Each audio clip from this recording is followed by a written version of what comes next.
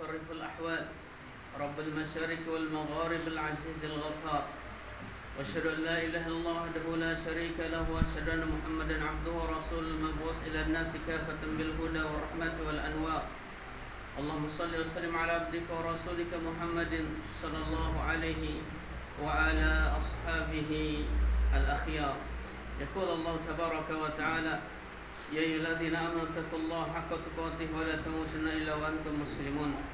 أما بعد فإن أصدق الحديث كتاب الله وخير الهدي هدي محمد صلى الله عليه وسلم وشر الأمور محدثاتها فإن كل محدثة بدعة وكل بدعة ضلالة وكل ضلالة في النار. معاشر المسلمين عزني الله وإياكم. Tahun Hijriah 1442 ini telah berlalu, membawa pahala-pahala maupun dosa-dosa yang telah kita perbuat. Dan Allah SWT mengizinkan kita untuk memulai tahun baru 1443 Hijriah dan dimulai dengan bulan yang sangat diberkahi oleh Allah SWT, yaitu bulan Al-Muharram. Dari Abi Bakrah, Nabi SAW bersabda, As-sanatu isna asyara syahran minha arabatul hurum salasatu mutawaliyat. Satu tahun itu ada 12 bulan, di antaranya 4 bulan haram dan yang 3-nya itu berturut-turut, Dzulqa'dah, Dzulhijjah wal Muharram. Dzulqa'dah, Dzulhijjah dan Muharram, kemudian yang 4 adalah bulan Rajab. Menandakan ya ikhwah sanallahu wa yakum bahwasanya umur kita ini sudah terlalu tua. Kesempatan yang Allah SWT berikan kepada kita ini sudah terlalu banyak. Oleh karena itu tidak ada alasan bagi kita untuk tidak segera kembali dan bertobat kepada Allah Subhanahu wa ta'ala. Allah SWT berfirman, wa dzakirhum bi ayyamillah. Ingatkan mereka dengan hari-hari yang itu milik Allah SWT nanti pada hari kiamat. Dan sebelum ajal menjemput kita, sebelum penghancur kenikmatan menjemput kita di zaman yang penuh dengan kematian mendadak ini, maka marilah dari sekarang kita niatkan untuk memperbaiki diri, meningkatkan amal soleh baik kualitas maupun kuantitasnya. Abu Usman An-Nahdi, salah seorang ulama tabi'in, beliau mengatakan kanu ya'azzimuna salasa asyarat.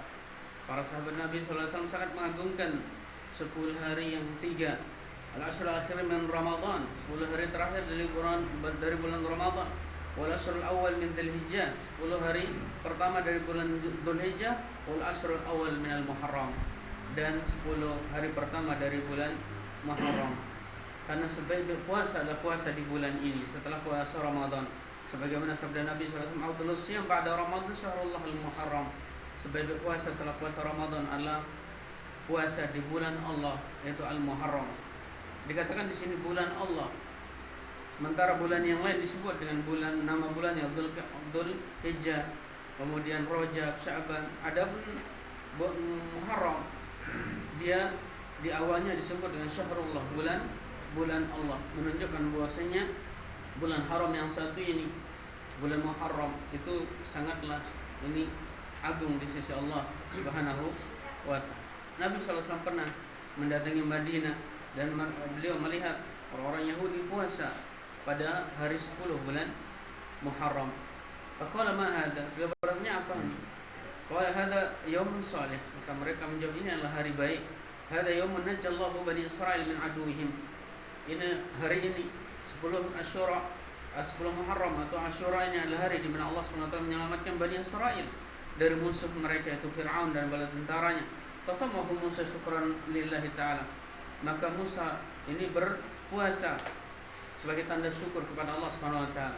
Maka Nabi SAW mengatakan kepada orang-orang Yahudi itu, "Wa nahnu ahaqqu bi Musa minkum."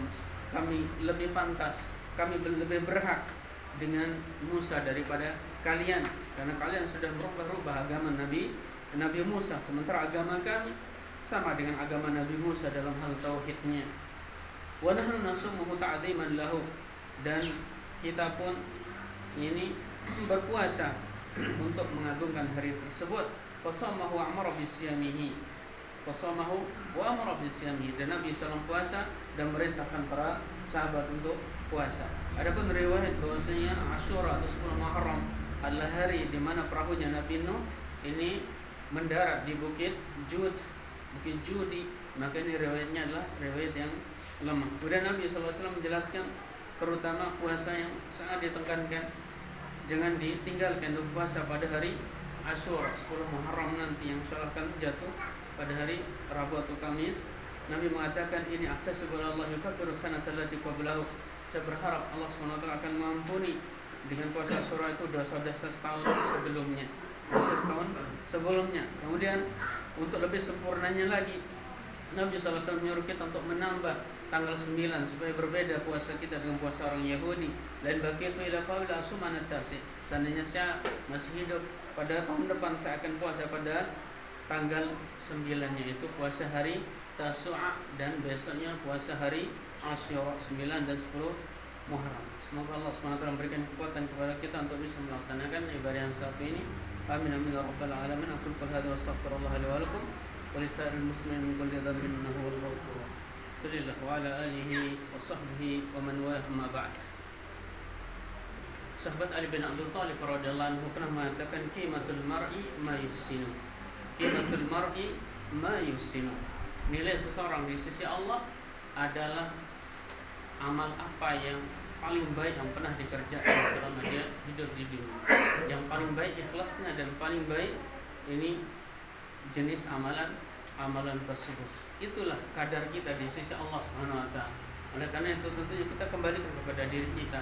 Kira-kira ini saya apanya yang baik di sisi Allah Subhanahu wa taala. Kemudian kalau ada yang bertanya, puasa Arafah menghapuskan dosa-dosa kecil setahun sebelumnya dan setahun sudahnya.